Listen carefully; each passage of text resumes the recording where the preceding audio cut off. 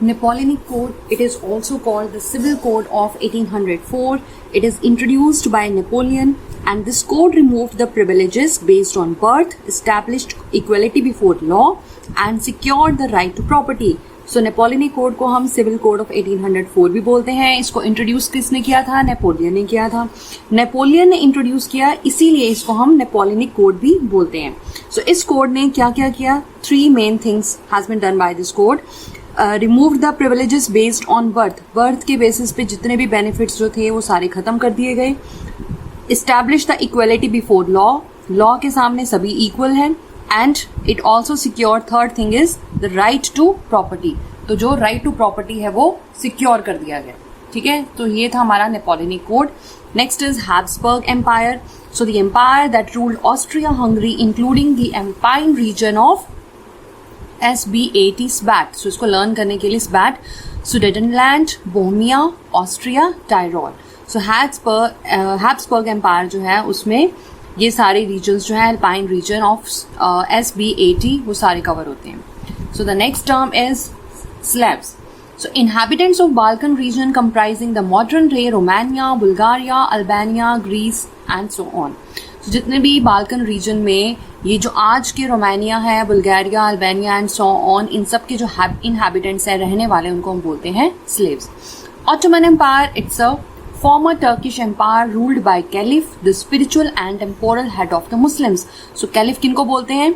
जो मुस्लिम के spiritual head हैं. तो Ottoman Empire क्या था? Turkish empire which was ruled by the Caliph.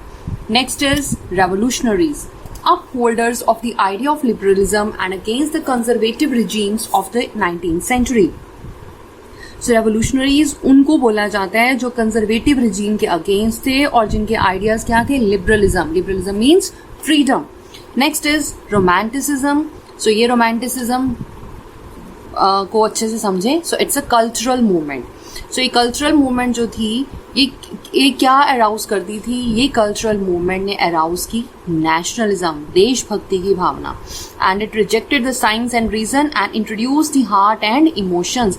तो साइंस एंड रीजन को इग्नोर करके हार्ट एंड इमोशंस के थ्रू एक कल्चरल मूवमेंट लाई गई जिसको देशभक्ति का नाम दिया गया, देश से प्यार करने का नाम दिया गया. That is called romanticism.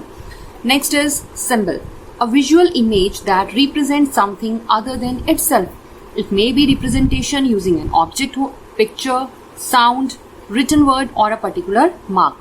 तो एक ऐसी विजुअल इमेज, ठीक है, जो किसी भी चीज को सिंबलाइज करती है, वो हम उसको सिंबल, कोई ऑब्जेक्ट भी ले सकते हैं, पिक्चर भी ले सकते हैं, कोई रिटन वर्ड भी ले सकते हैं. Right. Next is imperialism. So it is a policy of extending the country's power and influence through colonization, use of military force or other means.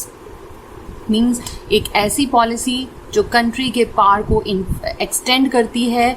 कैसे? बाय द कॉलोनाइजेशन या फिर मिलिट्री के force से. Means चाहे उसके ऊपर attack करके, उसको फोर्सफुली अपने कंट्रोल में करके.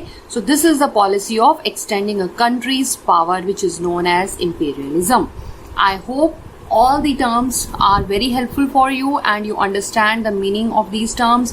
इसको अच्छे से रिवाइज करें, वीडियो को बार बार देखें. अगर आपको अच्छे से नहीं क्लियर हो रही है एक बार में, तो मीन्स कि आपको ये जो है अच्छे से समझ आ जाए और आप MCQs इजीली सॉल्व कर पाएं. So thank you for watching.